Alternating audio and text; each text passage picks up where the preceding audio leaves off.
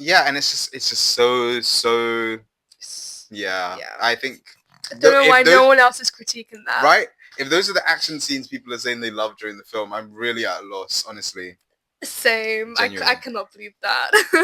Oh, my mic was turned around the wrong way. They made it 1 2 1 2. On the left.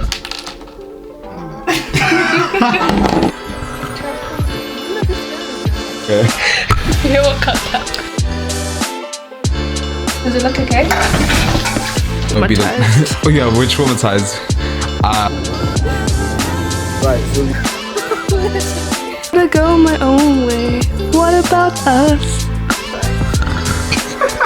We're not doing High School Musical. We're not talking about High School Musical on the pod ever again. No. Oh my god, we should do a reaction to High School Musical. we don't want to get too much into the film now, because obviously we're going to talk about it at an extended length later on. But what would you rate your experience with the film? Are you sure you want me to? Yeah, I'm sure. I think I'm going to try and be as honest as I can as well.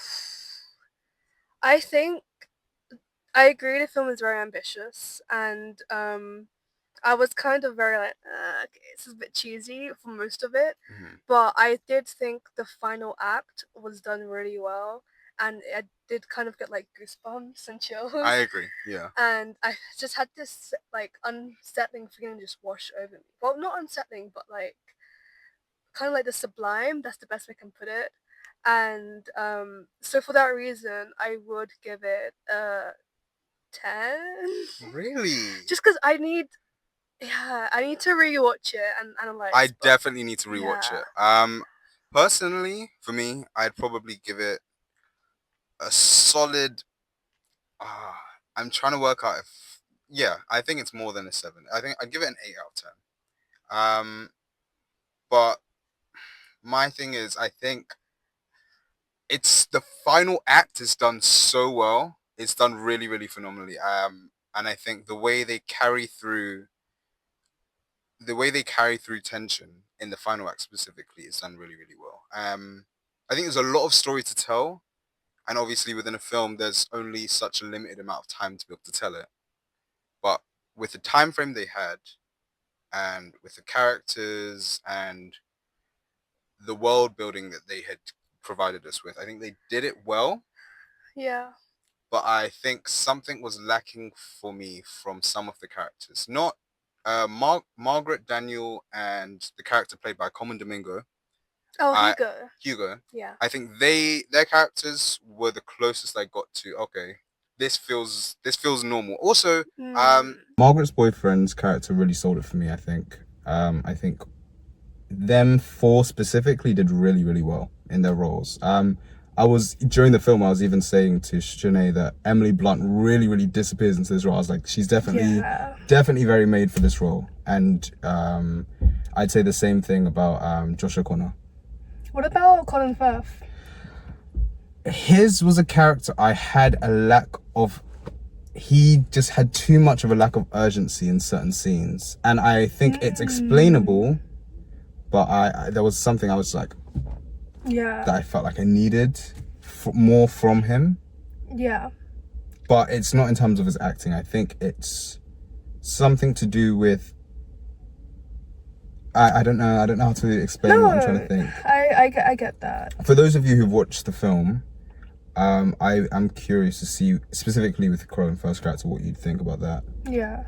But is there anything because obviously we're gonna give a longer review, but what stood out to you the most?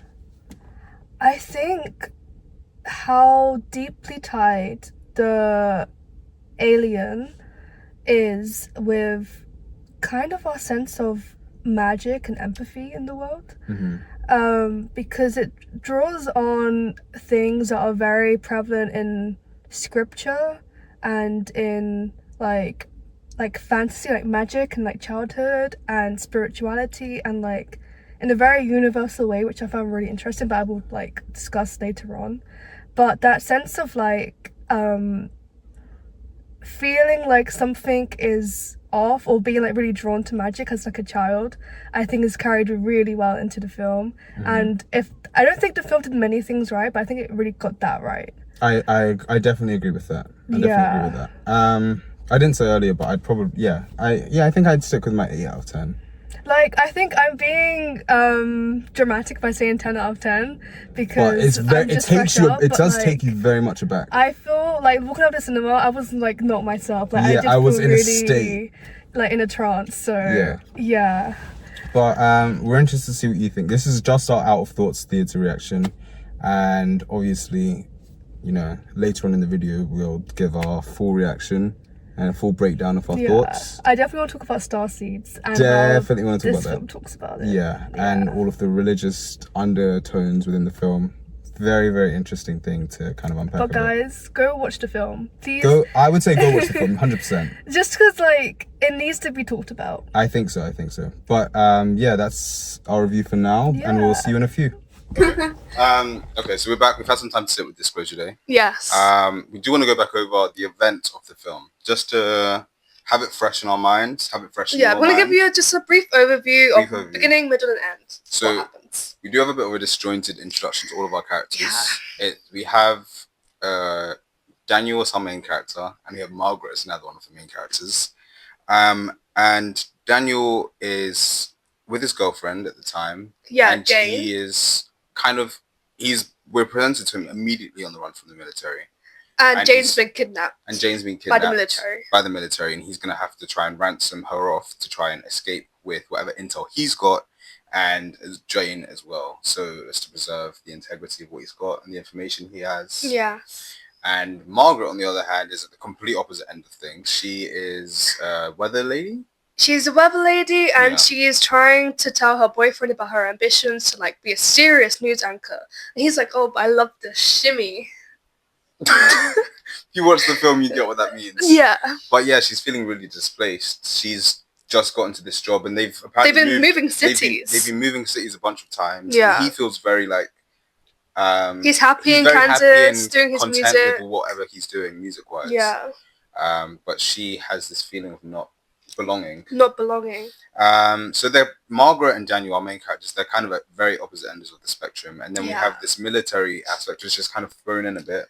Yeah, isn't it? And it's not really until the middle of the film that we kind of catch up to exactly what the plot is and exactly what Margaret and Daniel's roles in the plot is. Yeah. Because Margaret and Daniel, they're supposed to be these vessels for communication to how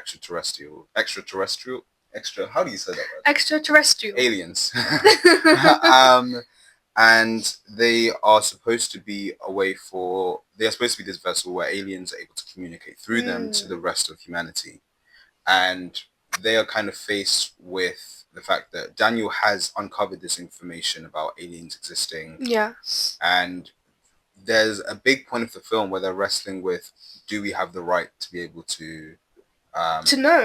Do we have the right to know? Do we have the right to control this information and let other people know the truth? Or do you think people are better living in ignorance of everything that's going on? But Daniel, supported by Hugo, who was part of the military force, but he kind of broke away, making the decision to disclose this information, is kind of backing Daniel and encouraging him to take this news out, make sure everyone knows the truth. And then when we get to the end of the film, they do reveal that truth, and they've made that decision to go through with it. And we have the rest of the world kind of reacting to everything that's going on. Yeah. So that's our overview.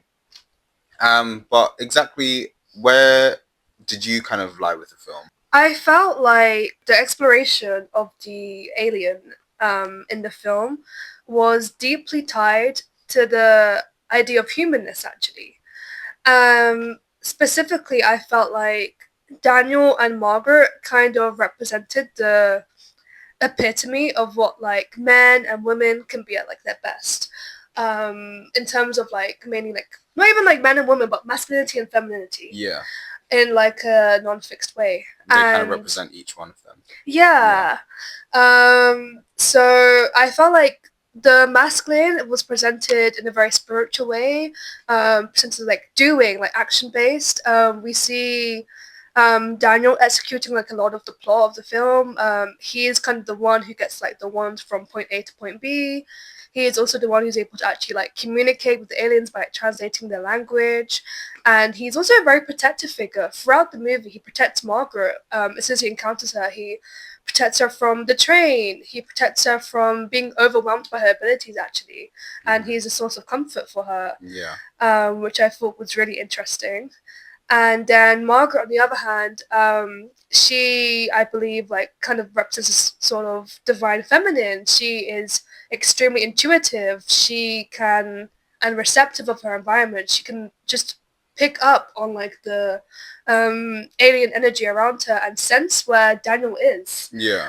Which is pretty cool. Yeah. And she's just a lot more connected to the world of like feeling and dreaming, and it's actually when Hugo takes her back into her memories of like her house and her childhood when we uncover their true connection to the alien.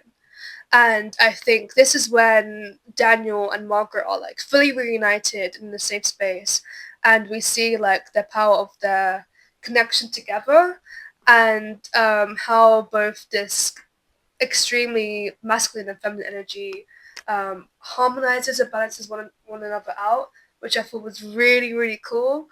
And I think was just a wider metaphor for how, as a society, we all have our different like roles to play, and it's important that we help each other out and that we have empathy with one another and that we try our best to be that empathy is a human quality, and at our most human we can also empathize with what is alien.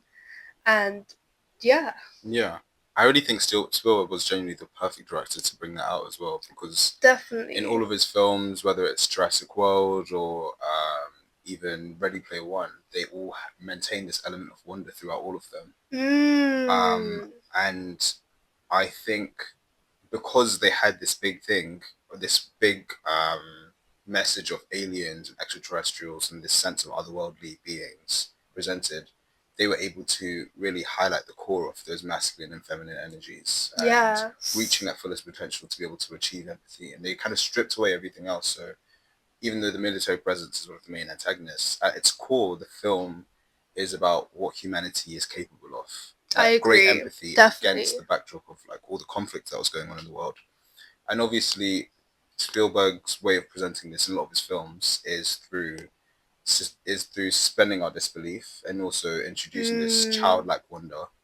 And I think at first when watching, they kind of had the CGI a little like, because they presented aliens were kind of represented as animals throughout the film in order to be able to be more appealing. Yes, really nice touch. To Daniel and Margaret when they were children. Yeah, we had it the was, fox, the fox, deer, the bird, the and- deer, yeah. and it was like a. Is there anything else? I don't think I so. don't think so. Yeah. Yeah. But they were present at first. The CGI for them was a bit, it felt very aged and dated, Yeah, or very like aged, bit not cheesy. bit cheesy, and not as you would expect CGI to be in a film, like super super clear and real, hyper realistic. But I do feel like sitting with it now that was the point. Yeah, like actually it did feel more childish, and it did capture that kind of wonder, that magical energy, and it felt more fantastical even. Yeah, exactly. And I rather think than that's too realistic. Which yeah, is the exactly. point, really. Yeah, I think that was Spielberg's point, to say there are all of these high tensions going on within the world and all around the world. Yeah. But there are more important things that people tend to neglect. That child sense of wonder and this ambition for empathy, as opposed to this ambition for conflict, which I think really reaches its culmination as we get to the end of the film. And they're not sitting with the news about World War III and about possible destruction. They're sitting with the news about new life and about how that impacts them as people. I really love how the news anchor kind of emphasized how with it you're as not. well. Yeah, she sat with it and she was like, "You're not alone going through this. Like, Yeah, all we can do is be there for one another as we explore the unknown." I thought it was beautiful. 100%. She deserves an Oscar. Right? I think love a her. lot of the performance. Emily Blunt was really great. Yeah, Coleman Domingo also was really great. So was Joshua Connor, Colin Firth. All of them did so well in this film. definitely. Even though there was so much to work with, but I feel like they really bodied it as well as they could. Yeah. But you've spoken a bit about what worked for us. What didn't work for you?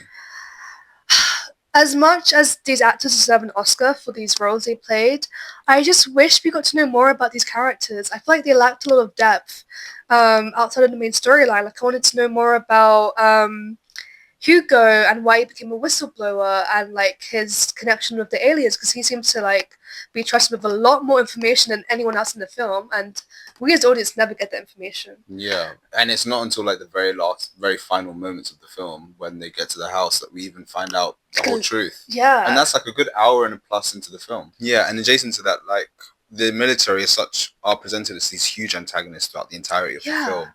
And then in the closing moments, they kind of just walk away and give up on this mission of stopping the information from getting out without a single fight. Like... I think what's his character's name? Casper Boyd. He looks at Colin Firth's character, Scanlon, and goes like, "Are you not going to do anything? Are you not going to stop them?" And then he doesn't say anything in response. And then Boyd, who's so worked up, just leaves the newsroom without fighting. And then they all just follow him as well. Yeah.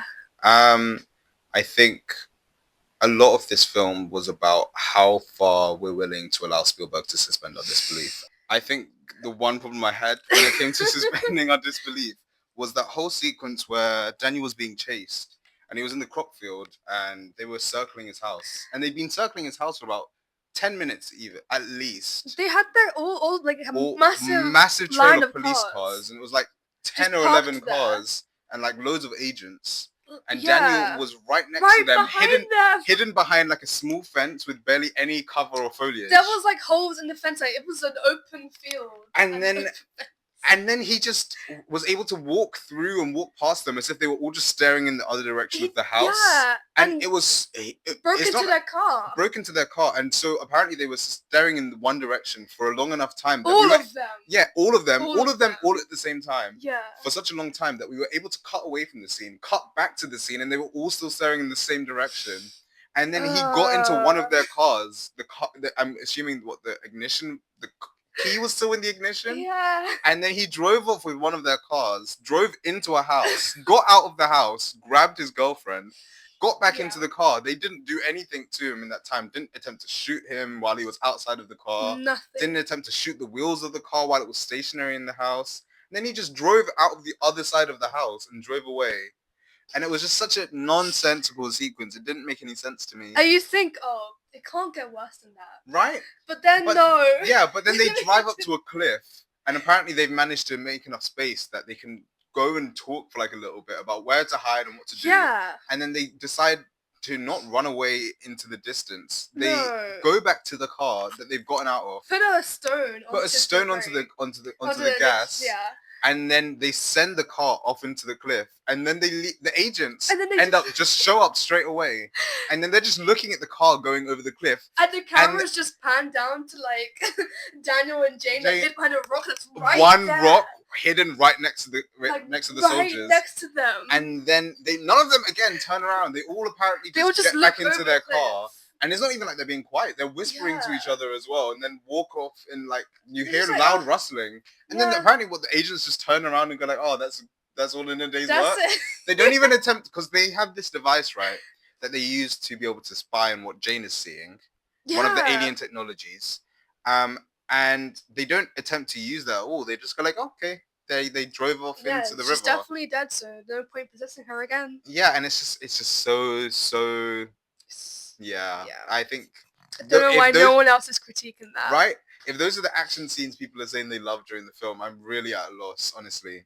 And I think that was a lot of common critiques of the film as well. You've been looking on TikTok a lot as well. Yeah, I was looking on TikTok. a lot of TikTok actually like the action sequences in the film, like the train and like the car jump over the cliff. But I personally, It was a low point for me as this is a well. low point. This isn't Yeah. Fast and Furious, guys. Right. This is a film about aliens. Like, what are we doing? Yeah. A lot of TikTok was also very disappointed with like what happened to Scanlon at the end, just sitting down. It was such a choice. Yeah. Overall, though, I think people really felt they were being like spoon-fed this empathy throughout the film, which I can definitely see. Yeah. To be honest. I don't know. I think there are a lot of varying audience ratings with the film and audience reception. I think that's part of the reason why we're not hearing as much about it. Yeah. I think But online. I do think the film does deserve to be talked about. I do think it does deserve to be talked about. While, Rotten Tomatoes, the critics have given it, I think, about 80%. Yeah. And then the audience review is like about 72, 73. 72%. I think there's so much in this film that deserves to be spoken about. Yeah, because I feel like even if you are struggling to suspend your disbelief, okay, the film, the one thing it does phenomenally, I do believe, is capturing that sense of childhood wonder, like you said, and just feeling a bit out of place in the world, and craving connection and kind of dealing with the unknown. This is like the most human thing ever, religion, spirituality, whatever you believe in, or even just like connections with your boyfriend or with your friends or with your family. These are all questions that the film does tackle. I think it does it in a very interesting way. How far are you willing to empathize for a common goal? Yeah. Yeah, I think that's that's at its core what the film discusses. But as much as we can say about the film, there's only so much that you can get away without watching it yourselves. So I would say go watch it if you haven't. And if you have watched it, I would definitely say give it a rewatch. Just to experience it a second time or to enjoy give it a second chance. Yeah, okay? give it a second chance, 100%. I think that's what a lot of people on TikTok, I tell them to do that as well. Yeah. Give it a second watch, because once you have your expectations of the film set out, then you can kind of appreciate the finer things in the film, which I think it deserves. Agreed. Yeah, but I think it was a really interesting comeback for Steven Spielberg. It was definitely a return to his roots of like tackling the otherworldly elements. Yeah, like so late into his career. It's not a film you'd expect from him. So. Yeah, but we enjoyed it. Appreciate it. And go check it out for yourself as well. And until next time, we will see you later. Yeah. Bye, guys.